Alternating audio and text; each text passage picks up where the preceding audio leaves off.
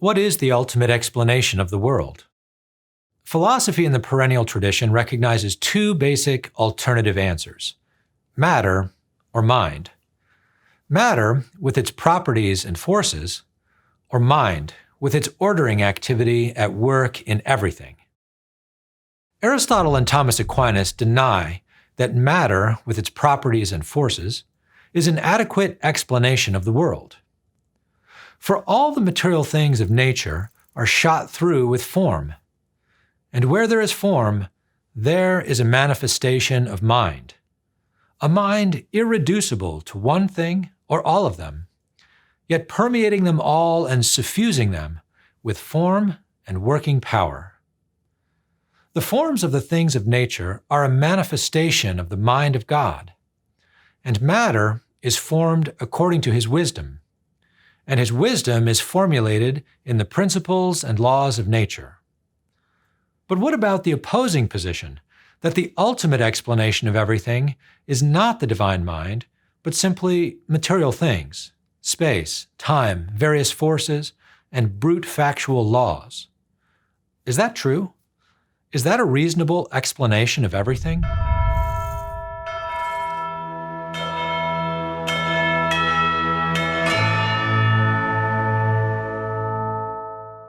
The view that matter, or physical things, explains everything is traditionally called materialism, or naturalism, and today goes by the name of Physicalist Reductionism. Physicalist Reductionism is the view that physics explains everything. It is not that science explains everything, but specifically physics. All other sciences, such as biology and chemistry and psychology, are reducible to physics, and all things whatsoever can be explained in terms of physics alone. With enough progress, someday, the true, final, complete physics will give us the last word on reality. So what shall we say in reply to Physicalist Reductionism? Does physics explain everything? Physicalist reductionism clashes with the evidence on a number of levels, and many considerations combine to form a cumulative case for rejecting it. To begin with, if physicalist reductionism is true, then one science is completely reducible to another. However, prominent historians and philosophers of science have shown that over the course of the actual history of science, no one science has ever been completely reduced to another.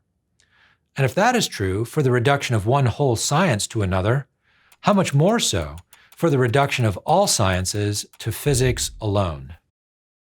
Now, in response, someone might say that although no science has ever been completely reduced to another, nevertheless, such a reduction could be done in principle, or if we were smart enough.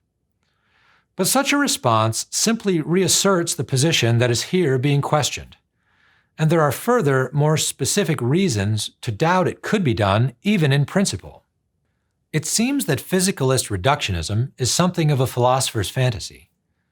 More than a few actual working scientists recognize serious limits of their methods, limits to what science can tell us, and they doubt the possibility of a complete reduction of all sciences to physics. Furthermore, as scientific inquiry has continued over the course of the centuries, many scientists and philosophers have found increasingly more evidence against reductionist sorts of explanations. More and more thinkers are recognizing the reality of emergent properties across nature. Emergent properties are features of whole entities that cannot be explained in terms of the parts alone, or the properties of the parts. Tornadoes are one common example, and in a later video, a physicist will provide more examples. But physicalist reductionism clashes with the evidence in a more radical way. In philosophy, intuitions are evidence. Intuitions are not just feelings or hunches, they are acts of reason, born from reflecting upon total experience, and intuitions are truth indicating. Now, we have powerful and reasonable intuitions that human beings are free agents, that human beings are capable of knowing objective moral truth, that human life has an objective purpose and meaning, that our search for God and happiness is not pointless or in vain, that human beings have intrinsic dignity and worth, that life is worth living, love is real, and so too our minds, our consciousness, and our relationships with one another. If physicalist reductionism is true, however, then it seems that in the last analysis, all of these powerful and reasonable intuitions are false.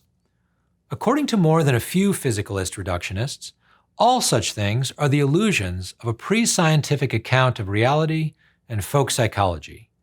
That is why we sometimes hear it said that educated and enlightened people should just accept the fact that there is no God, there is no such thing as free will, life has no objective purpose, humans have no intrinsic dignity and worth, we are no different in kind from robots and machines, love is just chemicals in the brain, and our minds, consciousness, and relationships are all just physical.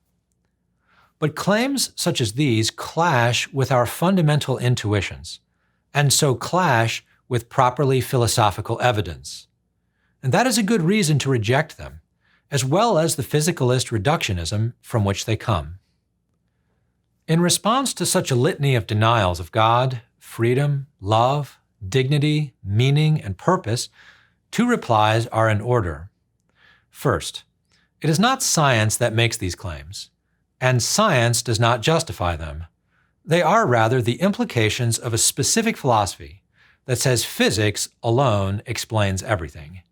And that philosophy clashes with both empirical and intuitive evidence. Second, when we hear the litany of denials of God, freedom, love, dignity, meaning, and purpose, we can see that not only is physicalist reductionism false, but it is a force for the psychological destruction of human beings. After all, when you hear it said that there is no such thing as freedom, love, or meaning in life, what is your reaction? Are you feeling a bit depressed? That experience is worth noting. One of the most prominent psychologists of the 20th century, Viktor Frankl, once said that many psychological disorders come from living in an existential void, a situation in which the sense of life's meaning and purpose has been evacuated. And he has also said that an existential void has now become widespread in our society due to indoctrination along reductionist lines. In other words, Viktor Frankl attributed the increasing amount of psychological disorders in our society to the propagation of physicalist reductionism, and he predicted that so long as the indoctrination continued, psychological disorders would increase. Experience has fulfilled his prediction. But philosophy in the perennial tradition offers us something better. Human beings have spiritual souls and free will.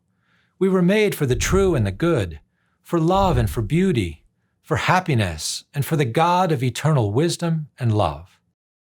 Given our basic experience and the evidence available to us, the reasonable thing to do is to reject physicalist reductionism and even oppose it. It is a false philosophy and a formula for spiritual death. There is another way to understand ourselves and the world, a philosophy that coheres with what human beings actually are and experience and know to be true. The true wisdom is more than science and way more than physics, and tells us to be open to God and His light. For readings, podcasts, and more videos like this, go to Aquinas101.com. While you're there, be sure to sign up for one of our free video courses on Aquinas. And don't forget to like and share with your friends, because it matters what you think.